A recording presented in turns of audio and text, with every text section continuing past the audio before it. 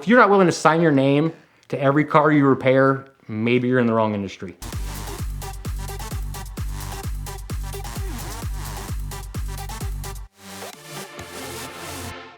I am a mechanic, but it's not your typical mechanical job.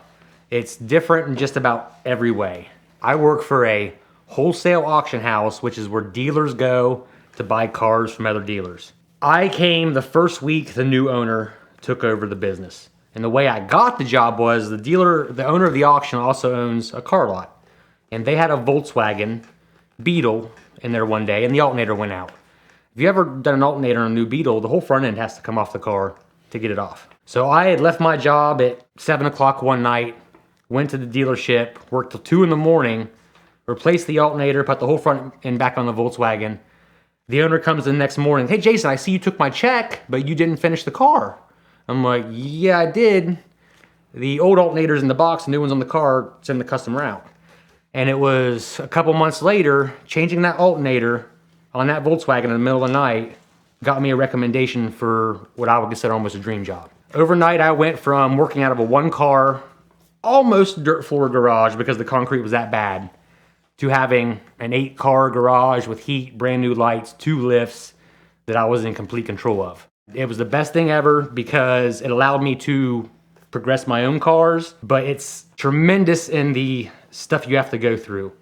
I'm not only responsible for maintaining a fleet of chase vehicles to drive all over the state of Ohio, to pick up cars and bring back. I've got to maintain the rollback. I got to fix every dealer's car that comes through. And on auction day, I'm responsible for handling arbitrations. And if you're a car dealer and you've ever dealt with an arbitration at an auction, it's not the best thing in the world. And in some auction houses, I've heard that you can actually, as an arbitrator, be fired for not arbitrating or arbitrating too many cars because that's lost profit. I don't do it that way. I'm honest as it can be.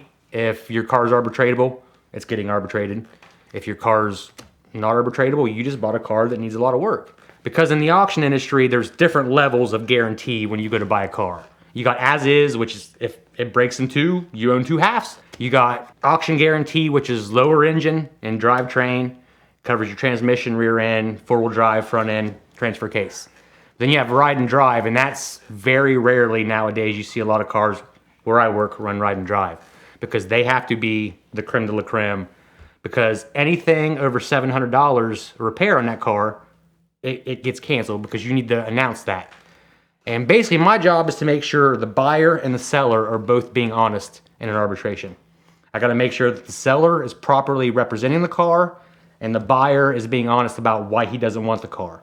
Quite often you'll get buyer's remorse. You'll get a dealer that'll get at the auction, buy 2 or 3 cars at the beginning, and then buy several cars at the end, and he'll eat up all his money for his floor plan, and he doesn't have the money to actually pay for them cars that day. So what they'll do is, hey, let's put 2 of these in arbitration. I'll pay for the 4. I'll sell these 4 over the weekend, come back Monday and get the 2 out of arbitration and have the money to pay them all.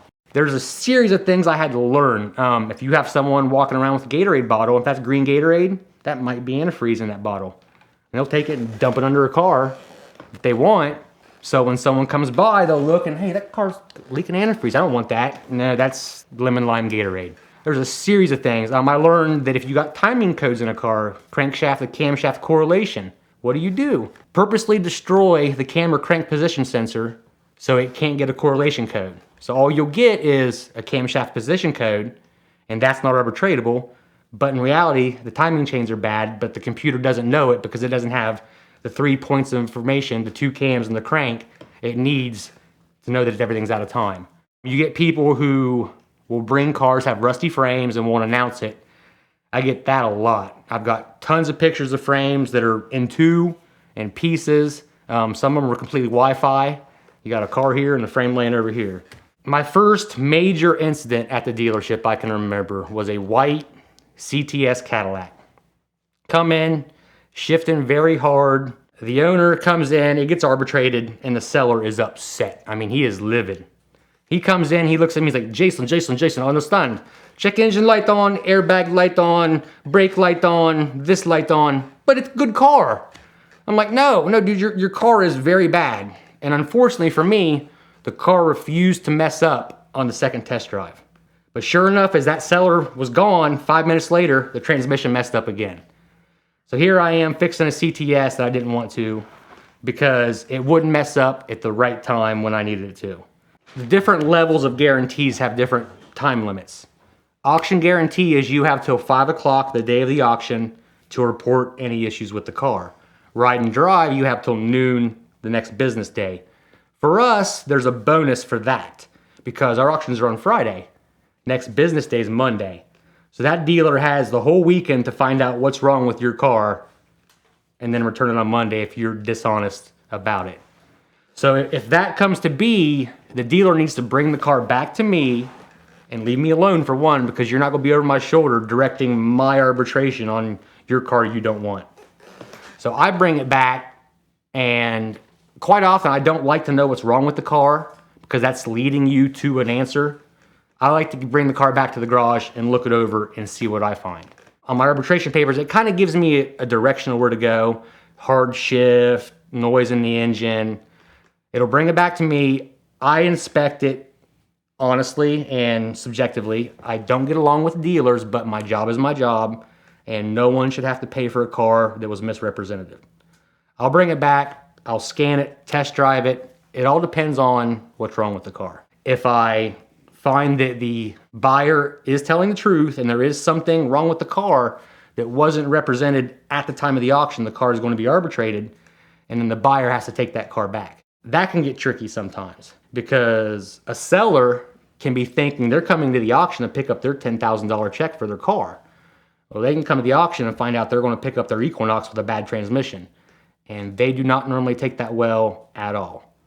And a lot of guys you find in the car industry are 50 years plus, stable, and they do not like looking at a young kid telling them your car's not good, you can't sell it, you're not getting your 10 grand. I hate having people not like me, but I've had to come to terms with it being an arbitrator at a wholesale auction house. I'm not there to make friends, I'm there to make money and make the best decision possible. At my auction, I would say roughly 75% of them are truthful because we're a small auction house. We're not no Mannheim or Columbus Fair or anything like that. We're a little house. So we deal with the newer dealers, the guys that are just starting out, and we have several new car dealerships that we bring in and that's what the little guys want. The little guys with the car lot on the corner, it used to be the gas station, they want that new car trade-in from the major dealer. So that's where your bread and butter is in it. The problem is with that is most of your major dealers nowadays are running their cars as is. So they ain't got to worry about their car, being returned. They just want to sell these cars and be done with them because that's not really where they make their money. They make their money on the new car sales and they just need to get the inventory off their lot and gone. That's my dream because most of your new car store cars are good cars. But even if there is something wrong with it, it's your car because it's as is. Now, that's not always the case. Literally yesterday, in my shop right now at home, I've got 2 Terrains sitting there with bad timing chains in them. One as is, one auction guarantee.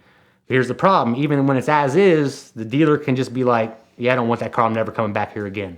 And that's literally what happened Friday with the Terrain. Like, I won't come here anymore. So now I've got a Terrain come Monday morning. I'm putting timing chains in just so the auction doesn't eat the $3,300. Because we're not going to go back on the seller and tell the seller, hey man, you can't have your money for the car because the buyer flaked. As an auction, we will eat the car, I will repair the problem, and then we will turn around and resell it for, quite often, break even. There's very, very few times as an auction house we make a profit on a repair. We make a repair to help facilitate the car being sold as it's ran. I'm getting older. I'm not exactly a big dude. I'm 5'7", $150 on a good day. And working at a major dealership, it's go, go, go, go. And I've found that them places will eat you up and spit you out like you're a disposable commodity. At where I'm at now, the owner of the auction house hired me. Actually, for 2 years, the owner of the auction told me, you cannonball, I'm going with you. The problem is when I got the invite, like most people, your co-driver, well, I didn't think you were serious. And it very much became that way. So for him, he knows me, he knows the limitations. he's not going to run me in the ground and kick me out, because he actually used to own several repair facilities along with the dealership, and he knows what a good mechanic and what a bad mechanic is. And he knows I'm trustworthy, I'm reliable, I'm honest. And I think nowadays what makes me better than most is I care. If you're not willing to sign your name to every car you repair, maybe you're in the wrong industry. You know, you should be able to, oh, Jason Adkins or this guy built that car or did this for me. Nowadays, people just don't care. It's get it out the door and get it done. So being at the auction house for me, I'm somebody at the auction house. I'm not a nobody at a major dealership, just some guy back in the corner. And not so much when I started, but now the local car dealers respect my word. When I first started out, they wouldn't listen to me for nothing. So we actually brought in a 78-year-old mechanic that used to work, but he's kind of semi-retired, because they all know him. And if Donnie would go to these people and tell them, you know, your transmission does have issues, they will look at Donnie and be like, thank you, Donnie, I understand. You're still to me. You know, that's just the way it is. You don't want to hear bad news from a young kid. You want to hear it from someone you think has the experience. We'd like to thank AvalonKing for their continued support of the VINwiki YouTube channel. From crazy projects like Casey's King Zero to shooting derelict AMG cars off of a cliff in Alaska, they're interested in a whole lot more with respect to the automotive hobby than just making our cars look great. But the ceramic coating is awesome, and you can get it for $25 off at the link in the description below. So be sure to check it out, try it on your car, let us know what you think in the comments, and let them continue to support idiots like us.